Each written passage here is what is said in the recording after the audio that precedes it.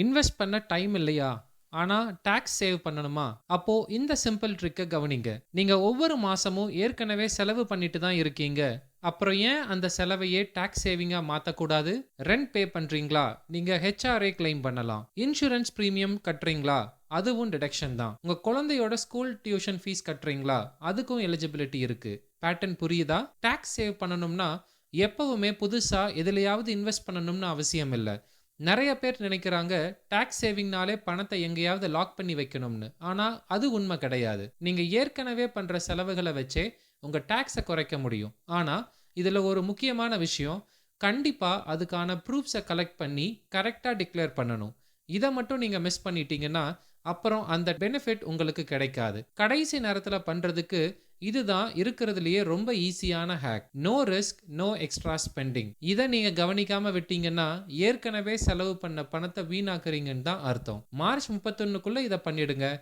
இந்த வீடியோவ சேவ் பண்ணி வச்சுக்கங்க.